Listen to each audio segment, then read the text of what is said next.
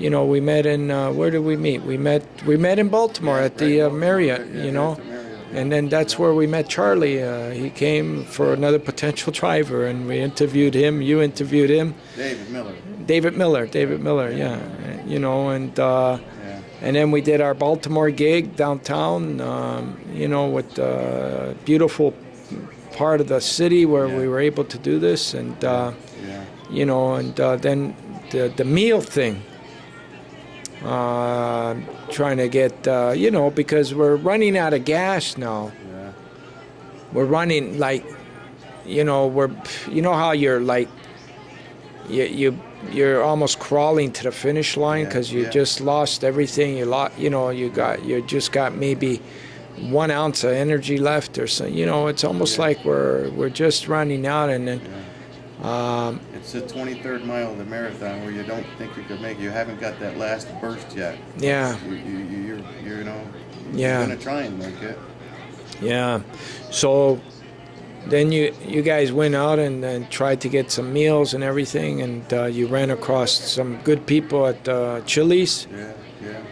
And talked to him, and that helped because it put us in a good spirit, knowing that we got that on board. They didn't hesitate; they jumped on it.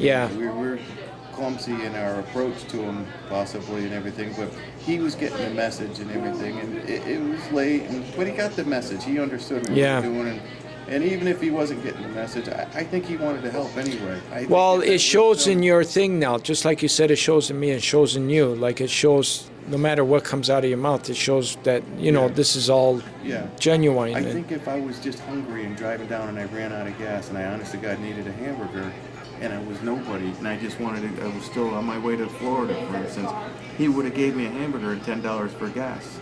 Mm-hmm. He was helping. This guy was helping. He wasn't letting somebody go on. He's a big-hearted person again. Yeah. So then... after we did Baltimore, we were there for a few days. Now we're here in Annapolis, and then we hit another Chili's. And who do we meet there? Yeah, Phil, the manager, Phil's girlfriend. Yeah. Another link. And Alexis, the manager. Yeah. So, but we didn't know about Phil's girlfriend there until.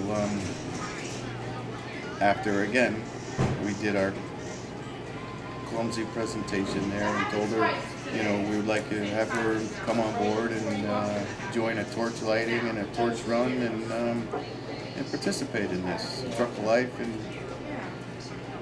log on step by step. And again, she was very receptive, and anything we could do, Chili's likes to get on board, and we like to help out. And Brian, the manager, actually, Brian and Phil, the managers there at Chili's Wilmington, was actually an afterthought. Not Wilmington, Baltimore, rather. And that's when the connection came in with Phil's girlfriend. Mm-hmm. So, unbelievable. So another link there, and 6 miles up the road. Yeah. Another link, and and so now, just to backtrack, we did end up going to Wilmington. Sure, yeah. Because I dragged you along, not dragged you, but Yeah, that's where my confusion came in. We were all over last night. Yeah. So, but I don't know if in going there. We'll see if this guy calls. Yeah. He might not. He might. Aaron? Aaron. Yeah. But he owns all those Good Fridays, and we'll thank God it's Friday. I wish I was there when you talked to him and everything. Yeah. Because you looked at his face and you described what you felt and everything. Yeah. The way you described it is the way I would have looked at him. Yeah. And I would have felt those. Yeah, you understood that already. I understood. Yeah. So there was a connection. So I'm pretending I was there with you, and I'm going to say. He's going to call. He's going to call. Okay. Yeah, he's a busy guy. So, he can't get around to it right away, but he wants to know what to say properly too. He wants to give it some thought. Yeah. So the other thing, so tomorrow we're here, and then Wednesday we're in Washington, and then plans are is for me to go back to Canada because I've done I reached my first leg of this American campaign. And through all kinds of challenges and obstacles, which would have made it extremely difficult for anybody to arrive to Washington, we did it, you know. And you're going to meet Bob on Wednesday. He'll tell you some of his stories on the road, you know. And it's going to come more of a picture. And then after knowing some of the past in this already, and you could see your part in this. So somehow I got to do my part in saying that you know, I'm convinced that you got to come back here. I'm convinced that you got to come back when I come back on the 14th. I'm convinced that if you come for the 2 months, it'll be the best thing you could ever do. Like for you and your family and everything, you know. There's something. Try and piece it in. We're gonna try and, you know what I mean. There's a lot of. There's a lot of stuff that has to be done. Yeah, there's a lot there. But I'm hoping that everybody, because I wouldn't be saying this if I didn't think it was, you know. Everybody's got to look from that first step, from watching this and hearing how it all began. You know, never mind what's supposed to make sense. Like, go on that feeling and what that represents in your life, your children's lives, and Tammy's lives, your family's lives, what that represents, what that means, you know, because I really feel that it's got to be you that's got to come back to steer the ship to Detroit. I spent 13 years of Tammy's life, 10 and 8 years of our kids' lives to get here.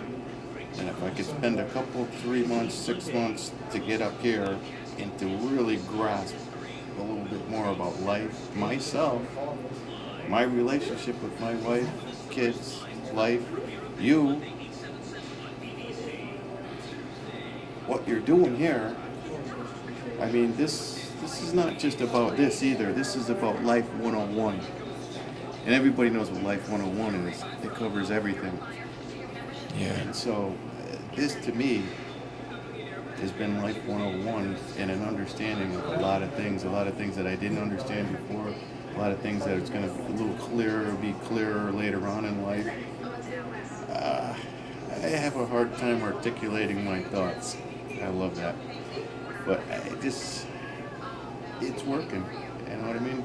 If not for nothing, for the easiest things makes you a better person. You know, you're doing God's work, doing good work, making people happy, working hard, doing something you actually care for and enjoy. I don't know. So you got a half a dozen cities in, like, you know. Can you imagine having 50 cities in? You know? I can imagine it. With what you've seen in 6 cities, you imagine 50 cities? You know, and she's got to believe, and everybody's got to believe, and everybody around's got to, you know, they already believe. Everybody believes. Everyone, there's a couple of non-believers, but the majority of the believers, you go where the believers are. There's few though. But the believers are strong. They're strong. It's strong, the believers. You know, from the Faraday family to all the others that, you know. These people that participate in these events, in every leg of this campaign, these are the true believers. You know what I mean? You might drive down the road and somebody gets a glimpse of the truck, or, you know, drive by and we're a nuisance, we're stalling traffic or whatever, and come on, get out of the road so I can get to work or whatever. Give them a couple minutes with you and let them catch up with us on this. They'll be believers, but there's not too many non-believers. Everybody, this is everybody's. Everybody you've been running across. Because everybody has a family member. Everybody came from somewhere. I don't care if you're a single kid, your parents, you came from your parents, you know, and then whether you've got 15 brothers and sisters or cousins or babies or kids or something, and not everybody's perfect. So if you show me a person that's going to hold their daughter or son and tell them,